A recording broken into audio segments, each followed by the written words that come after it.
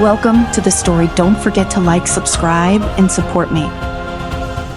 In the kingdom of Eldraine, where towering mountains kiss the sky and emerald forests stretch beyond the horizon, humans and dragons lived under an uneasy truce. Centuries ago, an ancient contract was forged between the first king and Thaldrak, the mighty dragon lord, ensuring a fragile peace between their realm. This pact had held generations together, but tension always simmered just beneath the surface. Prince Rain, a young man of 20 summers, rode through the whispering woods with a confident grin. His ebony hair flowed behind him like a banner, and his sapphire eyes sparkled with the thrill of the hunt. Skilled with the sword and bow, he often sought adventure beyond the castle walls, yearning to prove himself not just as a warrior but as a future king. On this particular day, Rain had ventured farther than usual, chasing a stag with antlers as wide as a man's outstretched arm. The forest grew denser and the shadows deeper, but he paid no heed. Suddenly, the stag vanished and an eerie silence enveloped the woods. Rain's horse neighed nervously, its ears twitching. From the corner of his eye, he caught a flicker of movement. Turning swiftly, he found himself face to face with a creature he had only heard of in legends, a young dragon, its scales shimmering like molten silver, eyes wide with curiosity rather than menace. Heart pounding, Rain instinctively drew his sword. The dragon tilted its head, emitting a soft, almost playful growl. But fear clouded Rain's judgment. Believing he was under attack, he lunged forward. The dragon recoiled, but not swiftly enough. The blade struck true, and the creature let out a piercing cry before collapsing. Breathing heavily, Rain stared in horror at what he'd done. The dragon's lifeblood stained the forest floor, its luminous eyes fading. Panic surged through him. Killing a dragon was a violation of the ancient contract, a deed that could unravel the tenuous peace. He mounted his horse and galloped back to the castle, his mind a whirlwind of fear and regret. News of the incident spread like wildfire. The dragons demanded justice, their roars echoing across the valley. King Aldrich Rain's father convened an emergency council. The grand hall buzzed with anxious whispers as nobles and advisors debated their next move. This act cannot go unpunished, Lord Garrick declared, his gray beard quivering with indignation. The dragons will see this as a declaration of war. King Aldrich rubbed his temples, the weight of the crown heavier than ever. My son acted in self-defense, he said, though his voice lacked conviction. Across the room, Lord Gregor, a shrewd man with cold eyes, observed silently. He saw opportunity in the kingdom's crisis, a chance to undermine the monarchy and perhaps seize power for himself. Meanwhile, Rain secluded himself in his chambers, tormented by guilt. The image of the dying dragon haunted him. A soft knock interrupted his brooding. Entered, he muttered. The door creaked open to reveal Elara, a mage with fiery red hair and eyes as green as the deepest forest. Dea, I thought you might need a friend. Dea, she said, gently. He looked up, his expression weary. I've doomed us all, haven't I? She approached, placing a comforting hand on his shoulder. Care not if you make it right. How the dragons want justice, and I can't bring the dead back to life. Then perhaps you can offer something else. She suggested a renewal of the contract, a gesture of peace. Hope flickered within him. It's worth trying, better than awaiting war. Determined, Rain sought an audience with his father. Pariah will go to the dragon's sanctuary. Free, he announced before the council. Gasps echoed through the hall. King Aldrich's eyes widened. Absolutely not. It's too dangerous. Rian stood firm. I must atone for my actions. If I don't, the kingdom will face the dragon's wrath. After a tense deliberation, the king relented. Very well, but you won't go alone. 2 companions joined him. Alara, whose knowledge of dragon lore was unmatched, and Sir Dorian, a knight loyal to the crown since before Rain was born. Tall and steadfast, Dorian was a man of few words, but unwavering resolve. As they prepared to depart, whispers filled the castle corridor. Lord Gregor convened a secret meeting with like-minded noble. The king shows weakness by sending the prince on this fool's errand. He sneered. Mayor, it's time for a new leadership. Riding away from the castle, Rain felt the weight of his responsibility. The open road stretched ahead, fraught with unknown perils. Harris stayed vigilant. Dorian advised, step out to the sanctuary. It's not a friendly one. They journeyed through mist-laden valleys and over rugged mountains. One night, as they camped under a canopy of stars, Alara shared tales of the dragons' wisdom and power. They're not merely beasts, she explained. They possess ancient magic and knowledge beyond our comprehension. Rain listened intently, a newfound respect growing within him. On the 5th day, they entered the Shadow Marshes, a labyrinth of swamps shrouded in perpetual fog. Suddenly, a figure emerged from the haze, a dragon rider clad in obsidian armor, her face concealed beneath a helmet adorned with dragon horn. "Halt," she commanded, her voice echoing. They complied, hands instinctively moving toward their weapon. "I am Calyx," she declared, removing her helmet to reveal piercing, amber eyes, and raven black hair. "Theory, what brings humans to these forsaken lands?" Ryoline stepped forward. "I am Prince Rain of Eldrin. I've come to seek an audience with the Dragon Lord." Calyx studied him skeptically. "Cry brave or foolish? I cannot tell. The dragons are divided. Some wish for peace, others thirst for vengeance. Will you help us?" After a long pause, Calyx nodded. "I will guide you, but know this. Your presence stirs dangerous water." As they traveled together, Calyx remained distant, her motives unclear. One evening, Rain approached her as she gazed into the fire. "Train, why did you decide to help us?" She glanced at him, shadows dancing across her face. "Sorry, let's just say I have a vested interest in the outcome." Back in Eldrin, Lord Gregor's machinations were unfolding. He spread rumors of the king's inability to protect the realm, sowing seeds of doubt among the populace. Small gatherings turned into large assemblies, all questioning the monarchy's competence. "We need strong leadership," Gregor proclaimed to an eager crowd. "Leaders who won't cower before dragons or send their heirs on hopeless quests." In the wilderness, Rain and his companions faced their own trial. They battled fierce creatures that guarded hidden passes and navigated treacherous terrains that tested their endurance. Each challenge strengthened their bond, but also highlighted the journey's peril. One night, Rain confided in Alara, "I fear we may be too late. What if the dragons have already decided our fate?" She met his gaze firmly. "Despair serves no one. You've grown since we left Algerin. Trust in yourself." He smiled faintly. "I couldn't have come this far without you." Their moment was interrupted by a distant roar, a reminder of the urgency of their mission. As dawn broke, they finally reached the edge of the dragon sanctuary. The air was thick with magic, and the landscape shimmered with an otherworldly glow. Towering spires of crystal jutted from the ground, and dragons of all sizes soared overhead. Calyx turned to them. "From here you proceed alone. The Dragon Lord awaits." "Thank you," Rain said earnestly. She gave a curt nod, her eyes unreadable. "Remember, words carry weight here. Choose them wisely." With hearts pounding, Rain, Ilara, and Dorian stepped into the sanctuary. They were led to a grand chamber where Thaldrak awaited a colossal dragon with scales of deep emerald and eyes that held the wisdom of millennia. Prince Rain of Eldrian, Thaldrak's voice resonated like thunder. "Nor you dare enter our realm after spilling innocent blood." Rain bowed deeply. "Great Thaldrak, I come to atone for my grave mistake. I seek to renew the contract between our peoples." The Dragon Lord's gaze bore into him. "Our words are but wind. Prove your sincerity." Suddenly, the chamber transformed. Rain found himself alone in the Whispering Woods, reliving the fateful moment. The young dragon stood before him, eyes gleaming. This time, he sheathed his sword. "I'm sorry, Tarisla," Helga whispered. "Dear, I was afraid."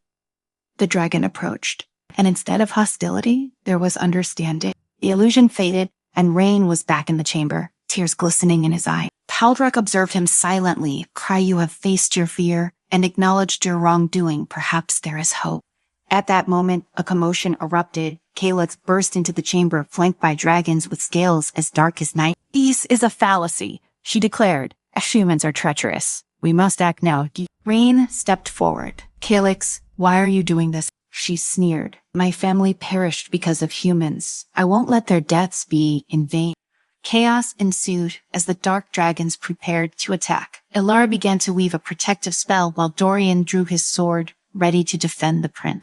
Enough. Thaldrak's roar shook the very foundations, like there has been enough bloodshed. Talva glared at the Dragon Lord. "You're blinded by ancient promises. The humans cannot be trusted." Rain met her gaze steadily. "You're right to feel pain for your loss, but vengeance won't heal those wounds. Let us work towards a future where such losses need not happen again." For a tense moment, silence hung heavy in the air. Then Thaldrak spoke. The prince has shown courage and remorse, Calyx. Stand down. She hesitated, conflict evident in her eyes. Finally, she lowered her head. Flory, as you wish, my lord. Rain released a breath he hadn't realized he'd been holding. Thaldrak turned to him. We will consider renewing the contract, but there are conditions. Name them, replied earnestly. The conditions are simple. Thaldrak said, his deep voice reverberating in the chamber. First, no human shall harm a dragon again.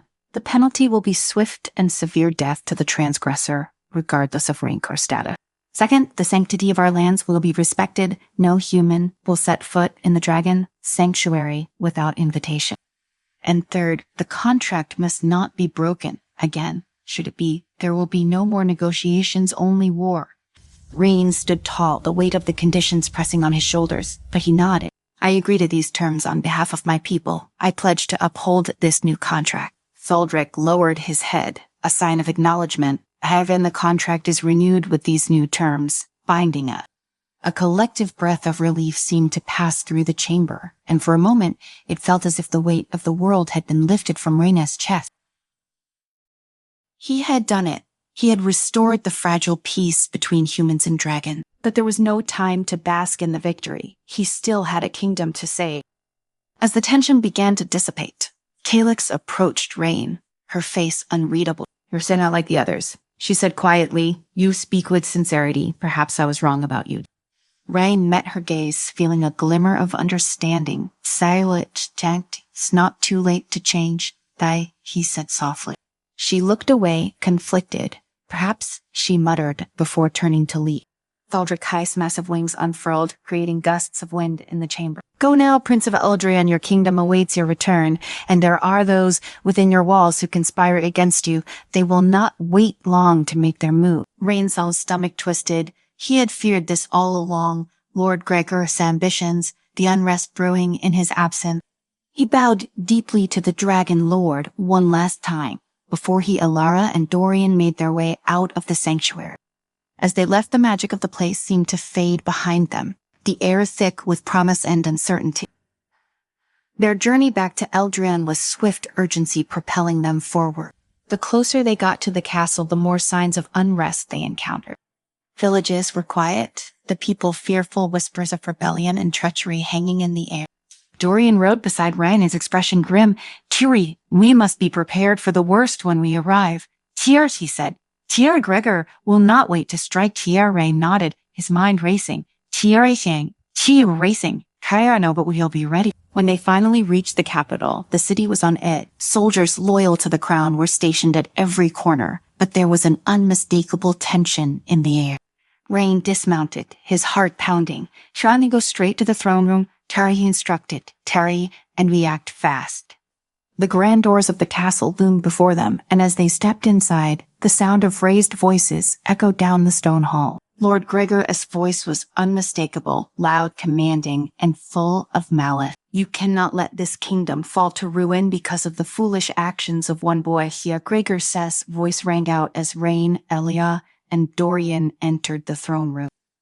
The council was gathered with Gregor at the center of attention. King Aldrich sat on the throne, his face pale and weary. He was surrounded by his most trusted advisors, but it was clear that Gregor's influence had grown while Rain was away.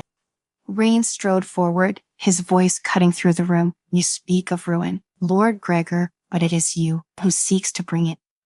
All eyes turned to the prince. Gasps echoed through the chamber, and Gregor's face twisted into a sneer. The prodigal prince returns. He said mockingly, Shy, have you come to save us from your own disaster? I have come to renew the contract between humans and dragons. Early Rain said firmly, his eyes locked on Gregor. The peace has been restored, and the dragons will honor the new terms. There will be no war. Gregor's eyes narrowed, and we are to believe that the word of a dragon will protect us. You are naive, boy. You would risk the future of this kingdom on the promises of creatures who see us as nothing more than prey. Rain stepped forward, his voice cold. I have seen more on my journey than you could ever imagine. Gregor, I know the cost of peace, and I know the cost of war. The dragons will honor the contract, but only if we do the same. If you continue down this path, you will doom us all. For a moment, the room was silent. the tension palpable. Gregor's sneer faltered, but his pride would not allow him to back down. You may have the king's ear, but the people will not follow a prince who brought us to the brink of destruction. Rain turned to the gathered nobles and council members to rail. The people do not want war. They want peace, and I have brought that peace back to them. If you stand with Gregor, you stand against not only me, but the dragons themselves, and they will not be so forgiving. Murmurs spread through the room, uncertainty flashing across the faces of the council. Gregor's grip on power was slipping, and he knew it. In a last desperate act, he drew his sword, pointing it at Rain. Then let us see who the people will follow after I strike down the so-called savior prince. Before Rain could react, Dorian stepped between them, his own sword drawn. You will not touch the prince, he said in a low, dangerous voice. The two knights circled each other, the tension between them crackling like lightning. Gregor, driven by pride and ambition, lunged forward, his blade aimed for Dorian's heart. But Dorian was faster. He parried the blow with expert precision, and in one swift motion, disarmed Gregor, sending his sword clattering across the stone floor. The room fell into stunned silence as Dorian held his blade at Gregor's throat. Yield, Arai, he commanded. Gregor's face twisted in fury, but he knew he had lost. He dropped to his knees, his voice a low growl. Fear, this is not the end. Rain stepped forward, his voice calm but firm. Take him away. Guards moved in to restrain Gregor, dragging him from the throne room. As the doors closed behind him, Rain turned to his father. King Aldric looked at his son with a mixture of pride and relief. You have done well, Rowling, the king said quietly. You have brought us peace. Rain nodded, but the weight of responsibility still hung heavily on him. It's not over yet, father. The peace we have now is fragile. We must ensure that it lasts. Allura stepped forward, her hand resting on Rhaenys' arm. Terror, and we will together. As the council began to disperse, Rain stood before the throne, the reality of his journey finally settling in. He had made mistakes, grave ones, but he had also found redemption. The dragons would honor their part of the contract, and the kingdom would be safe for now. Outside the castle, the sun began to set, casting a warm glow over the city. Rain stood on the balcony looking out over the kingdom he would one day rule. Alara joined him, the two standing in comfortable silence. We have come a long way, she said softly. We have, Rain agreed, his voice thoughtful, but there's still so much more to do. She smiled. There always will be. As the last rays of sunlight disappeared behind the mountains, Rain allowed himself a moment of peace. The future was uncertain, but for the first time in a long while, he felt ready to face it. The ancient contract had been renewed, the kingdom was safe, and for now, that was enough.